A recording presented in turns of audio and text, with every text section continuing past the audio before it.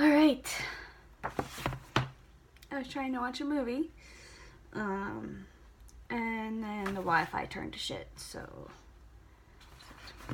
I can't tell if having this light on makes it better or worse. So let's see how the lighting works.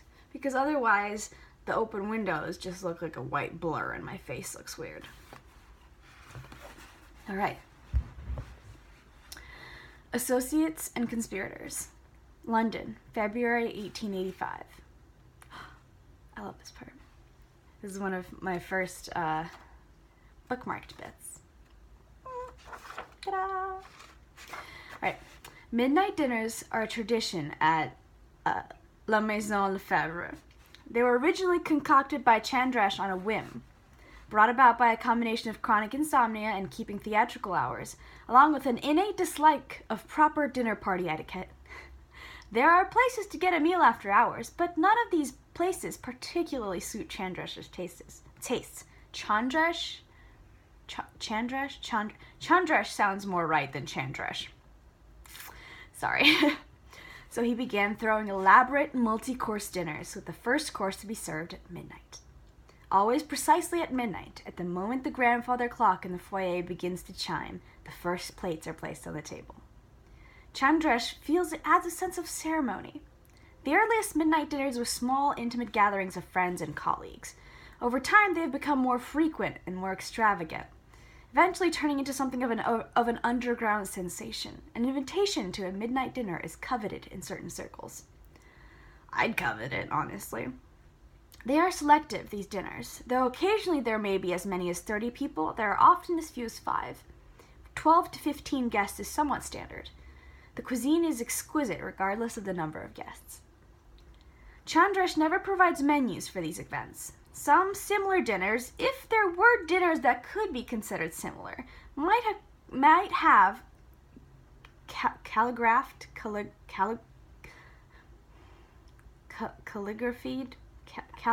menus. God damn it, why can't I not pronounce this word? I'm sorry. Menus written in calligraphy on sturdy paper describing each course in great detail, or perhaps just listing an intriguing title or name.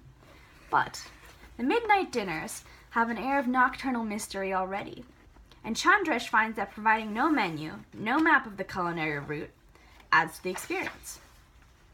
Dish after dish is brought to the table. Some easily identifiable as quail or rabbit or lamb, served on banana leaves or baked in apples or garnished with brandy-soaked cherries. Oh my god, that sounds so good. Now I'm hungry again. Other courses are more enigmatic, concealed in sweet sauces or spiced soups, unidentifiable meats hidden in pastries or glazes. Should a diner inquire as to the nature of a particular dish, question the origin of a bite or a seasoning, a flavor she cannot put her finger on, for even those with the most refined of palates can never identify each and every flavor, she will not be met with a satisfying answer. Chandresh will remark that the recipes belong to the chefs themselves, and I am not one to deny them their privacy. The curious guest will return to the mysterious plate in front of her, perhaps remarking that, whatever the secrets, the dish is quite impressive, and continuing to wonder where the peculiar flavor might originate as she savors each bite with profound thoughtfulness. Conversation at these dinners is largely... Let me try that again.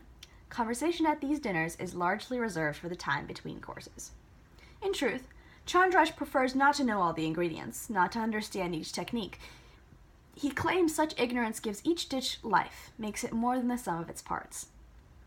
Ah, remarked one guest when the topic arose, you prefer not to see the gears of the clock as to better tell the time. The desserts are always astonishing. Oh my god, this is my favorite part. Confections deliriously executed in chocolate and butterscotch, berries bursting with creams and liqueurs, cakes layered to impossible heights, pastries lighter than air, figs that drip with honey, sugar blown into curls and flowers. Often diners remark that they are too pretty, too impressive to eat, but they always find a way to manage. Chandresh never reveals the identity of his chefs. One rumor supposes he has culinary geniuses from around the world kidnapped and imprisoned in his kitchens, where they are forced by questionable means to cater to his every whim. Somehow I don't think that's like him. Another implies that the food is not cooked on the premises and instead is imported from the best restaurants in London, paid extras to stay open for the late hour. This rumor often results in debates on methods of keeping hot food hot and cold food cold, which never come to any satisfying conclusions and tend to make the debaters rather hungry. Regardless of its origin, the food is always delectable. The decor in the dining room, or rooms, depending on the size of the event, is as extraordinary as it is in the rest of the house, in sumptuous reds and golds with arts and artifacts from across the globe displayed on every available surface. Everything is lit with glowing chandeliers and copious candles, so that the light is not bright, but deep and warm and bubbling. There's often entertainment of some sort or another. Dancers, conjurers, exotic musicians. The more intimate gatherings are typically accompanied by Chandresh's personal pianist, a beautiful young woman who plays continuously throughout the entire evening and never speaks a word to anyone. They are dinner parties like any other, though the ambiance and the late hour makes them something else, something unusual and curious. Chandresh has an inherent flair for the unusual and curious. He understands the power of atmosphere. On this particular night, the midnight dinner is a comparatively intimate one, with only 5 invited guests, and tonight dinner is not merely a social gathering. The first to arrive, after the pianist is already playing, is... So, MME, I assume is Mademoiselle? Mademoiselle Anna Padva, a retired Romanian prima ballerina who had been dear friends with Chandresh's mother. He called her Tante Padva as a child, and continues to do so to this day. She is a stately woman, the grace of a dancer still visible through her advanced age, along with her impeccable sense of style. Her sense of style is the primary reason she is invited this evening. She is a fiend for aesthetics with an eye for fashion that is both unique and coveted and provides her with a sizable income since her retirement from the ballet. The woman is a magician with clothing, the papers say, a miracle worker. I don't think it's Mademoiselle though, since she's older. Madame? It makes more sense. I'm sorry. Madame Padva dismisses these comments, though she does joke that with enough silk and an industrial-strength corset, she could make Chandresh himself pass for one of the most fashionable of ladies. I should think it would be makeup more than corset, but... On this evening, Madame Padva wears a dress of black silk, hand-embroidered with an intricate pattern of cherry blossoms, something like a kimono reincarnated as a gown. Her silver hair is piled atop her head and held in place with a small jeweled black cage.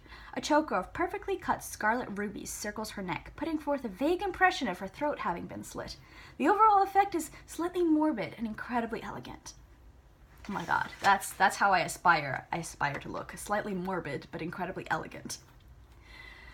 Mr. Ethan W. Barris is an engineer and an architect of some renown, and the second of the guests to arrive.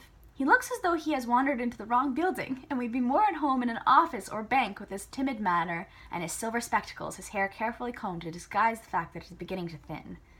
He met Chandresh only once, at a symposium on ancient Greek architecture. The dinner invitation came as a surprise. Mr. Barris is not the type of man who receives invitations to unusual late-night social functions, or usual social functions for that matter, but he deemed it too impolite to decline.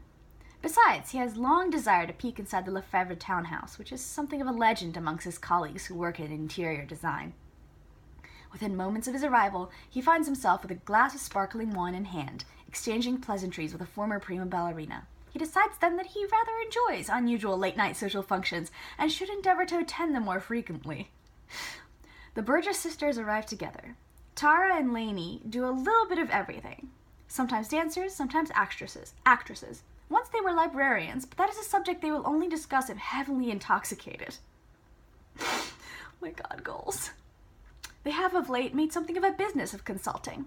On any matter, they offer advice on subjects ranging from relationships and finance to travel and shoes. Their secret, which they will also discuss if properly intoxicated, is their highly developed sense of observation. They see every detail, notice the tiniest nuances, and if ever Tara were to miss something, Lainey would catch her oversight, and vice versa. Is it Tara or Tara? Tara. I'm going to say Tara, because Tara seems more American and Tara seems more, like, whatever it is going on here. They find they enjoy resolving other people's issues via suggestion more than doing all the work themselves. It is more satisfying, they say. They look similar. Both have the same waves of chestnut hair and large, bright hazel eyes that make them appear younger than they actually are. Not that either will admit their age or disclose which one of them is older. They wear fashionable gowns that do not match exactly but coordinate beautifully, one complementing the other. Madame Padua greets them with the practiced disinterest she reserves for pretty young things, but warms when they enthusiastically compliment her hair and jewels and dress. Mr. Barris finds himself somewhat smitten with both of them, though it might be the wine. He has a fair amount of difficulty understanding their heavy Scottish accents, if they're Scottish at all. He's not entirely sure. The last guest arrives shortly before dinner, just as the rest of the guests are being seated and the wine is being poured. He's a tall man of indeterminate age with indistinct features. He wears a spotless gray suit with tails and gives his top hat and cane at the door, and a card with the name Mr. A.H. Dash. He nods politely at the other guests as he sits, but says nothing. Chandresh joins them at this point, followed closely by his assistant, Marco, a handsome young man with striking green eyes who quickly attracts the attention of both Burgess sisters. I have invited you all here for a reason, Chandresh says, as I'm sure you have surmised by now. However, it is a business matter, and I find those to be best discussed on a full stomach, so we shall save the official discourse for after dessert. Discourse for after dessert. He waves vaguely at one of the waiters, and as the clock in the hall begins to chime a low, heavy sound that reverberates through the house 12 times, the first course is brought out.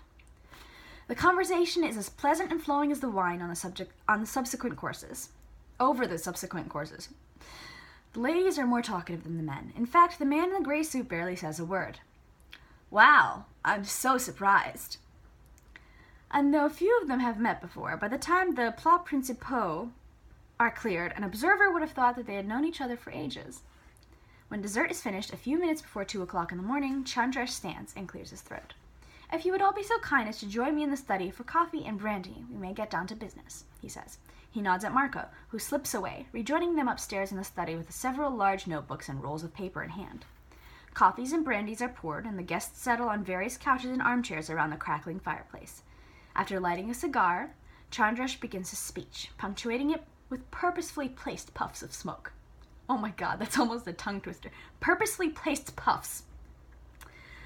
Your company has been requested this evening because I have a project. I'm beginning an endeavor, you might say. I do believe it is an endeavor that will appeal to all of you, and that you may each, in your unique ways, aid in the planning. Your assistance, which is entirely voluntary, will be both appreciated and well compensated, he says.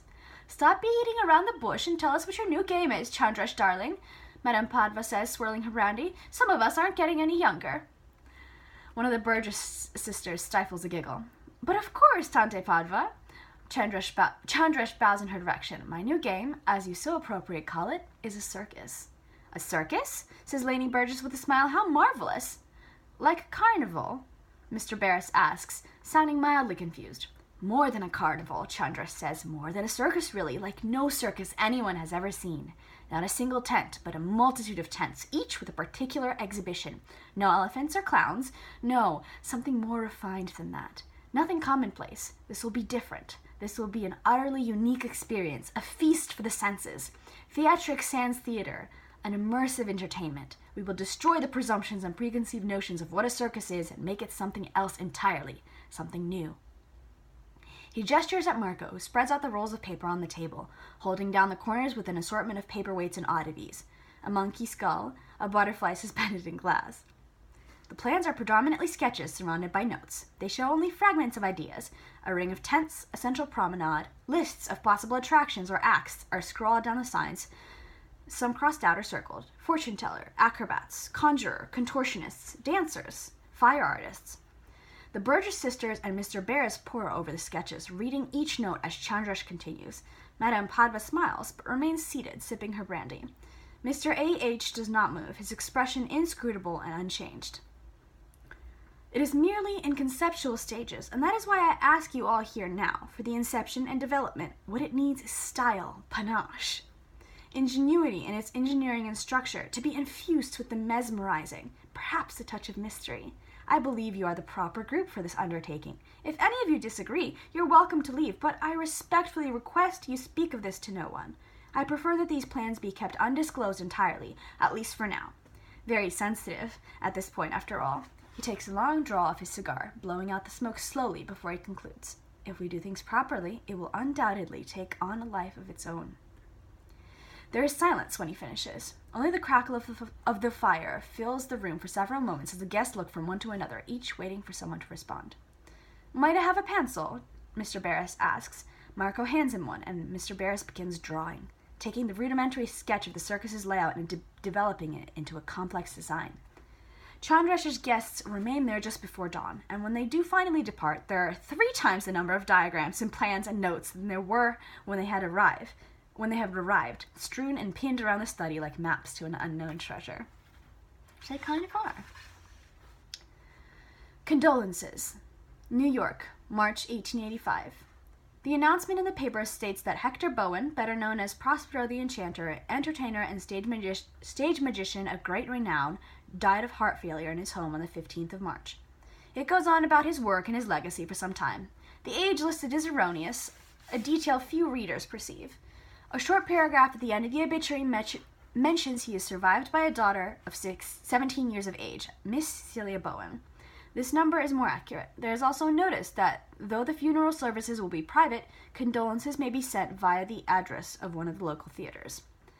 The cards and letters are collected, placed in bags, and brought by a messenger to the Bowens' private residence, a townhouse that is already overflowing with appropriately somber floral arrangements. The scent of lilies is stifling, and when Celia can no longer tolerate, she transforms all the flowers into roses. Celia leaves the condolences piled on the dining room table until they begin to overflow into the lounge. She does not want to deal with them, but she cannot bring herself to toss them away unread. When she's unable to avoid the matter further, she makes a pot of tea and begins to tackle the mountains of paper. She opens each piece of mail one by one and sorts them into piles. There are postmarks from around the globe. There are long, earnest letters filled with genuine despair. There are empty well wishes and hollow praises of her father's talents. Many of them comment that the senders were unaware the great Prospero had a daughter. Others remember her fondly, describing a delightful, tiny girl that Celia herself does not recall being. A few include disturbingly worded marriage proposals. I'm not surprised. Those in particular, Celia crumples into balls, placing the crushed missives on her open palm one by one and concentrating until they burst into flame, leaving nothing but cinders on her hand as she brushes away into nothingness. I am already married, she remarks to the empty air, twisting the ring on her right hand that covers an old distinctive scar. Amongst the letters and cards, there's a plain gray envelope. Celia pulls it from the pile, slicing it open with a silver letter opener, ready to throw it on the pile with the rest. But this envelope, unlike the others, is addressed to her father proper, though the postmark is after his date of death. The card inside is not a note of sympathy, nor a condolence for her loss. It contains no greeting, no signature. The handwritten words across the paper read, "Your move," and nothing more. Exciting, but also, shut the fuck up, nobody cares. Sorry. I don't like Mr. A.H. or Hector Bowen, if you can't tell. Celia turns the card over, but the reverse is blank. Not even a stationer's imprint marring the surface. There is no return address upon the envelope. She reads the 2 words on the gray paper several times. She cannot tell if the feeling creeping up her spine is excitement or dread. Honestly, probably be both. Abandoning the remaining condolences, Celia takes the card in hand and leaves the room, ascending a winding stair that leads up to the upstairs parlor. She pulls a ring of keys from her pocket and impatiently unlocks 3 separate locks in order to access the room that is drenched in bright afternoon light. "What is this about?" Celia says, holding the card out in front of her as she enters. The figure hovering by the window turns. Where the sunlight hits him, he is all but invisible. Part of a shoulder appears to be missing. The top of his head vanishes in a flutter of sun-caught dust. The rest of him is transparent, like a reflection in glass. What is left of Hector Bowen reads the note and laughs delightedly.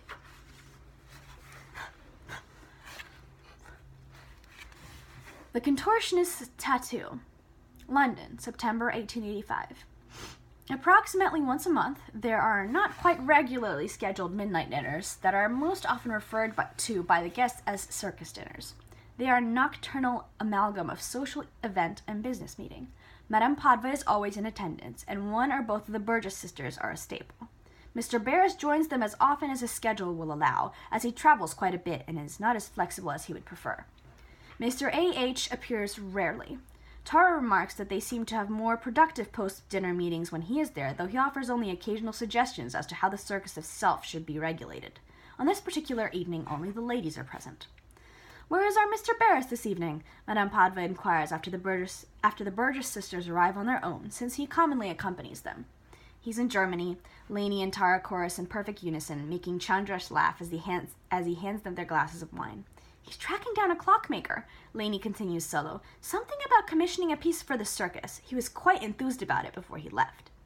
Tonight's dinner has no scheduled entertainment, not even the standard piano accompaniment, but entertainment arrives unannounced at the door nonetheless. I love her.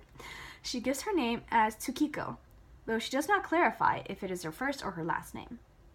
She is small, but not tiny. Long, midnight black hair is artfully knotted in elaborate braids upon her head. She wears a dark coat that is too large for her, but she carries herself in such a way that it seems to hang like a cloak, and the effect is rather elegant. Marco leaves her in the foyer, waiting impatiently beneath the looming gold elephant-headed statue while he attempts to explain the situation to Chandrash, which of course results in the entire dinner company filing out into the hall to see what the fuss is about. "What brings you here at this hour?" Chandrash asks, perplexed. Stranger things have happened at La Maison Lefebvre than unexpected entertainment, and the pianist does sometimes send a replacement when she is unavailable for a dinner. "I have always been nocturnal," is Tsukiko's only response, and she does not elaborate as to what twists of fate brought her to the spot at this time, but the smile that accompanies her cryptic sentiment is warm and contagious. The Burgess sisters beg Chandrash to let her stay. "We're about to sit down to dinner," Chandrash says with a frown, "but you're welcome to join us in the dining room to do whatever it is you do." Tsukiko bows, and the smile appears again. While the rest of them file into the dining room, Marco takes her coat, hesitating when he sees what lies beneath it.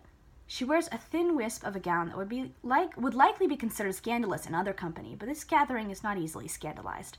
It is more a delicate swath of red silk, held in place by a tightly laced corset, than a proper dress. And it is not the relative insubstantiability of her clothing that causes Marco to stare, but the tattoo that snakes across her skin. At first, it's difficult to discern what it is. A shower of black marks that curl around her shoulders and neck, ending just above her cleavage in the front and disappearing behind the laces of her corset in the back. It is impossible to tell how far beyond that tattoo travels. Upon a closer look, it can be discerned that the swirl of the tattoo is more than just simple black marks. It is a flowing waterfall of alchemical and astrological symbols, ancient marks for planets and elements, all emblazoned in black ink upon her fair skin. Mercury, lead, antimony. A crescent moon sits at the nape of her neck, an Egyptian ankh near her collarbone. There are other symbols as well, Norse runes, Chinese characters. There are countless tattoos, and yet they meld and flow into one design, gracefully adorning her like an elegant, unusual piece of jewelry.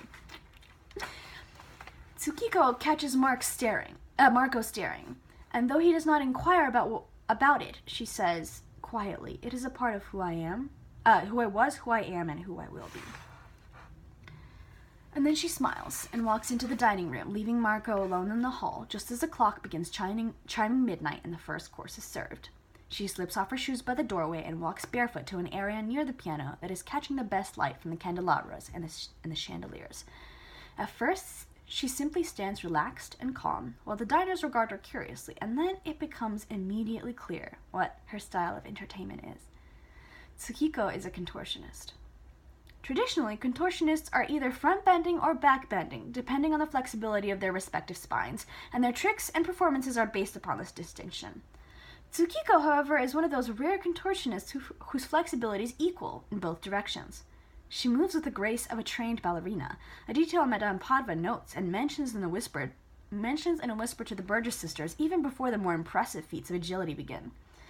"Could you do such things when you were a dancer?" Tara asks her as Tsukiko pulls a leg up impossibly far over her head. "I would have had a much busier social calendar if I could," Madame Padva replied with a shake of her head. Tsukiko is a consummate performer. She adds the perfect flourishes, holds positions and pauses for the ideal amounts of time. Although she twists her body into unimaginable and painful-looking positions, her beatific smile remains in place. Her modest audience forgets their conversation and their dinner as they watch. Lainey remarks to her sister after the fact that she was certain there was music, although there is no sound at all, save for the rustle of silk against skin and the crackle from the fireplace. "This is what I've been talking about," Chandra says, hitting the table with a fist, suddenly breaking the charmed silence.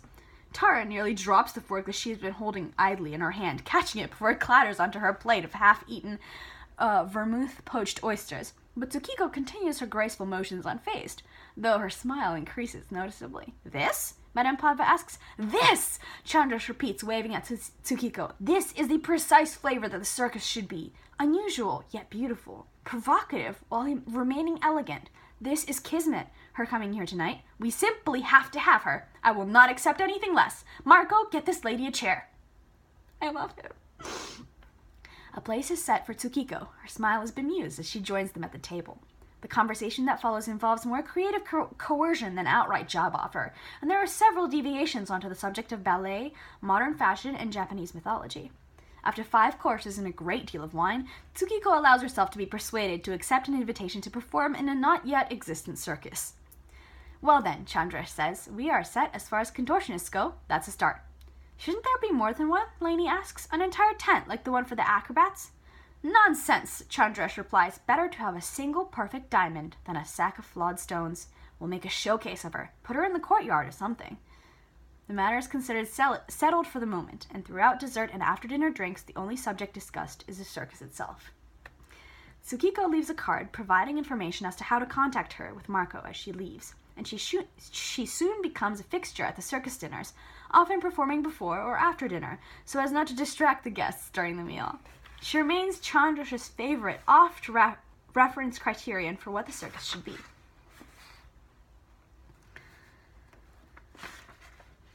Okay, the next chapter is really short, so I'm going to read it too. Horology. Munich, 1885. Herr Friedrich Thiessen receives an unexpected visitor in his Munich workshop, an Englishman by the name of Mr. Ethan Barris. Mr. Barris admits he has been attempting to track him down for some time after admiring several Thiessen-crafted cuckoo clocks and was pointed in the right direction by a local shopkeeper. Mr. Barris inquires as to whether Herr Thiessen would be interested in making a special commissioned piece. Herr Thiessen has a constant stream of custom work and tells Mr. Barris as much, indicating a shelf of variants on the traditional cuckoo clock that range from simple to ornate.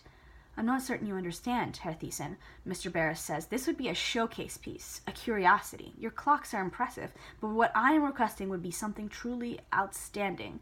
Das Meisterwerk. And the money is absolutely no object."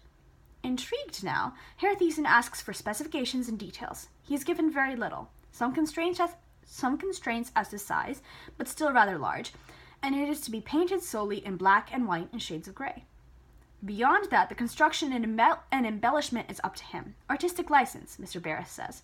Dreamlike is the only descriptive word he uses specifically. Herr Thiessen agrees, and the men shake hands. Mr. Barris says he will be in touch, and a few days later, an envelope is delivered containing an excessive amount of money, a requested date of completion some months away, and an address in London for the completed clock to be shipped to. It takes the better part of those months for Herr Thiessen to complete the clock. He works on little else, though the sum of money involved makes that arrangement more than manageable. Weeks are spent on the design and the mechanics. He hires an assistant to complete some of the basic woodwork, but he takes care of all the details himself. Herr Thiessen loves details, and he loves a challenge. He balances the entire design on that one specific word Mr. Barris used, dreamlike. The finished clock is resplendent. At first glance, it is simply a clock, a rather large black clock with a white face and a silver pendulum. Well crafted, obviously, with intricately carved woodwork edges and a perfectly painted face, but just a clock. But that is before it is wound, before it begins to tick, the pendulum swinging steadily and evenly. Then it becomes something else. The changes are slow. First, the color changes in the face, shifts from white to gray. Then there are clouds that float across it, disappearing when they reach the opposite side. Meanwhile, bits of the body of the clock expand and contract like pieces of a puzzle, as though the clock is falling apart, slowly and gracefully. All of this takes hours. The face of the clock becomes a darker gray, then black, with twinkling stars where the numbers had been previously. The body of the clock, which has been methodically turning itself inside out and expanding, is now entirely subtle shades of white and gray. And it is not just pieces. It is figures and objects, perfectly carved flowers and planets, and tiny books with actual paper pages that turn. Oh my god. There is a silver dragon that curls around part of the now visible clockwork, a tiny princess in a carved tower who paces in distress, awaiting an absent prince. Teapots that pour into teacups and minuscule curls of steam that rise from them as the seconds tick. Wrapped presents open. Small cats chase small dogs. An entire game of chess is played. Oh my god, I forgot about this. I forgot how amazing this was. Oh, shit. Oh yeah, this is another one of my bookmarks. No shit. At the center, where a cuckoo bird would live in a more traditional timepiece, is the juggler. Dressed in harlequin style with a gray mask, he juggles shiny silver balls that correspond to each hour. As the clock chimes, another ball joins the rest until at midnight he juggles 12 balls in a complex pattern. What the shit? This guy is magic! After midnight, the clock begins once more to fold in on itself. The face lightens and the clouds return. The face lightens and the clouds return. The number of juggled balls decreases until the juggler himself vanishes. By noon, it is a clock again, and no longer a dream. A few weeks after it is shipped, he receives a letter from Mr. Barris offering his sincere thanks and marveling at the ingenuity of it. It is perfection, he writes. The letter is accompanied by another exorbitant amount of money, enough for Herr Thiessen to retire comfortably if he wished. He does not, and continues to make his clock in his Munich workshop. He thinks no more of it, other than the passing thought of how the clock itself might be doing, where it might be, though he assumes, incorrectly, that it remains in London, particularly when he is working on a clock that reminds him of the Wunschtraum clock, which is how he referred to it during the more troublesome parts of his construction, uncertain whether or not it was a dream that could be realized. He does not hear from Mr. Barris beyond that single letter. God, now I have to look up what that German word means. Wunschtraum. I'll write it below in the description. Ow! My wrist! Ow! I need to figure out a better way to hold this book. That's heavy. Ow!